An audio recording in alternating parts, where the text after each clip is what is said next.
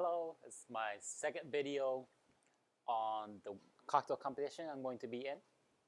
So on my second video, I'm gonna do a assessment. You gotta study the enemy, study yourself, and then you can win 100 battles.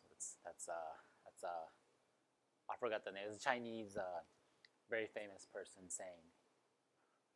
So first of all, you gotta study. You gotta know what the products are.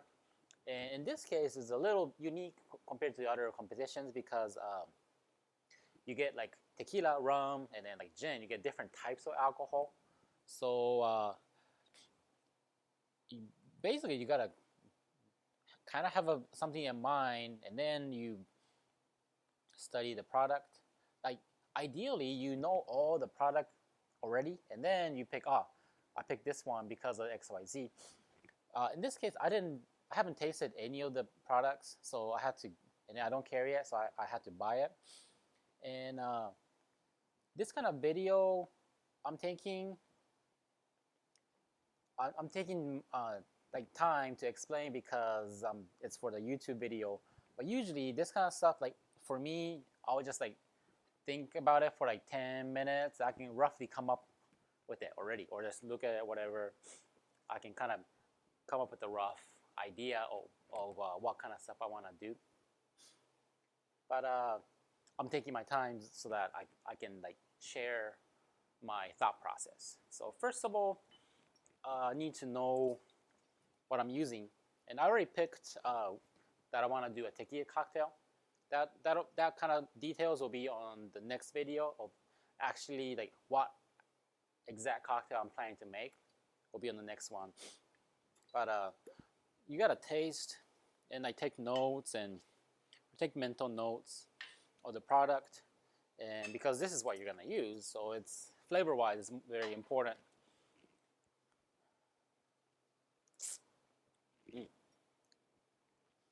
Very smooth, good vanilla. This is called Azul Tequila, and I did some research on it. The easiest way for tequila is this website called Tequila Matchmaker. Tequila Matchmaker. So every tequila, very rare that a tequila producer, like the people that makes tequila, actually bottles and sell on their own. That's pretty rare. It's usually a brand that'll do a contract with a producer who's actually making it, and the brand buys the juice and then they bottle it themselves and then sell it as their product. So on each bottle, you gotta this one I couldn't really find it. It should be somewhere, but there's this thing called it's right here actually. Oh, huh? Maybe not. 75 CL. I couldn't find it on this one, but usually there's this number called the NOM number. NOM number is a number that's designated to the distillery, the factory where the tequila is produced. So in this case, its NOM number is 1460, 1460. That was the number for the company that produces. And if you look up on the Tequila Matchmaker, you can look up what other brands this factory or distillery makes tequila for. And apparently, this distillery makes 42 brands of different tequilas to different brands. Riazo being one of them. I couldn't recognize, like there's no like big names, so I'm assuming these guys they don't have like a one strong. They kind of make a lot like for a lot of different brands. So that's how it is. That's how you can easily kind of look it up, and then there are reviews on tequilas and whatnot. So Tequila Matchmaker is a really good website to search tequila or know more about what you're drinking, or like if you like a bottle, you can find out what else they're producing, and you might be able to buy that, which could be lower in price, but still tastes similar. Right? It's a good way. So yeah, very smooth. Some kind of vanilla notes I get from this tequila, but no harsh flavors or anything. So overall it's a good, it's decent quality tequila. So I'll be okay.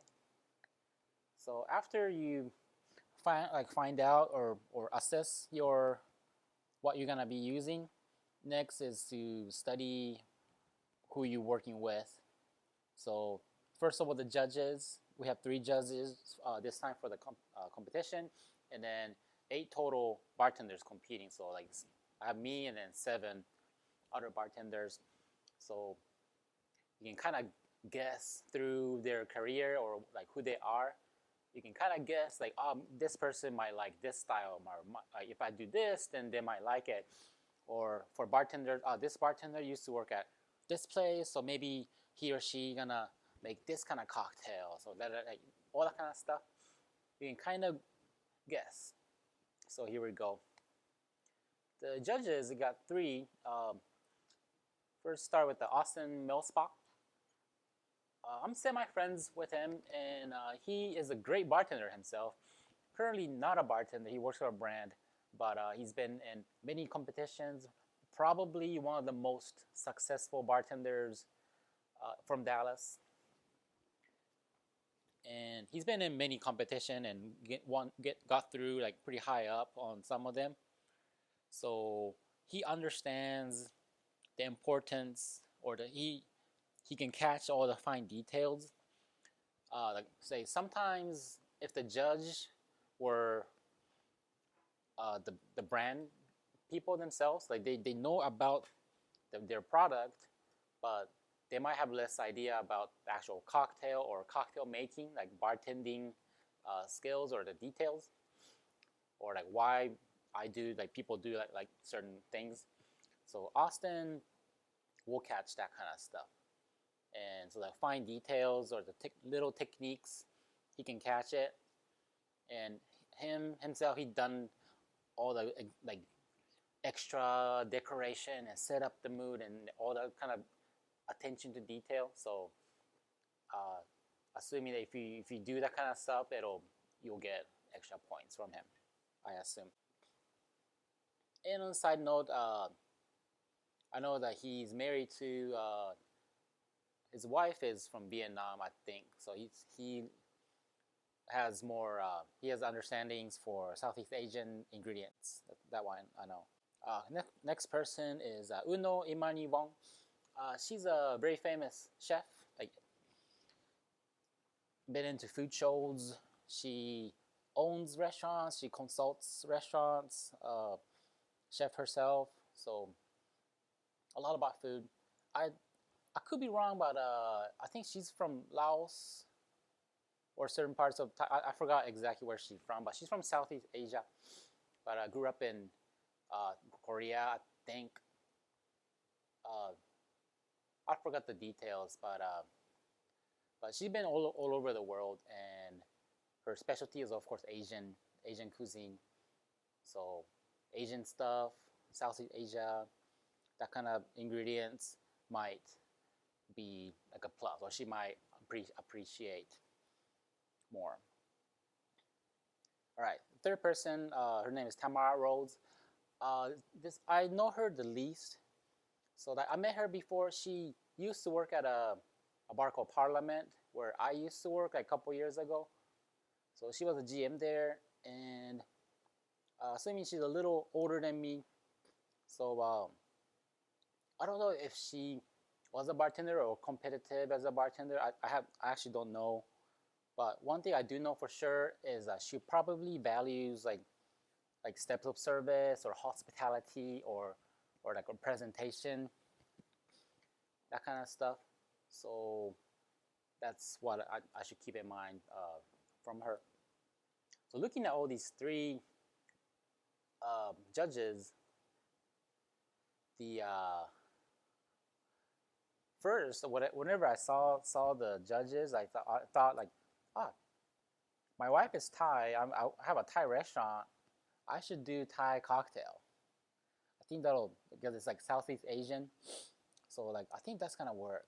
I think I'll do like a gin and then like lemongrass and then capilla lime and then like maybe tropical fruits like da da da da and then like do like a kind of fruity presentation. So that was it's something that I had in mind when I saw the judges. I'll tell you later, but I'm actually not going to do that. I'll tell you the reason later. But that's what I kind of came up when I first saw the judges. So my competitors, so there'll be 7 total besides me. I know 2 of them, my friends. Then one of them is Christina Rodiguez. He's been craft bartender many years. He worked at many famous bars. He works at a bar called Tipsy Alchemist. It's my generation. Tipsy Alchemist, they do a lot of like a science-ish cocktail, like a lot of like liquid nitrogen or changing colors or like a like a special vessels and they'll like put cocktail shaker and then the vacuum thing that people use at they use at the bank. It'll shoots it up, come back down, and then pour it, that kind of stuff. So he's a skilled bartender himself. So I'm assuming he'll do something more like show-ish in a good way, like something that's like fun to watch. I'm thinking he might do that kind of stuff. Next person, Kiyoko Kinoshita. She's a Japanese American, 100% Japanese, but she grew up here, so I don't think she can speak fluent, like as, yeah.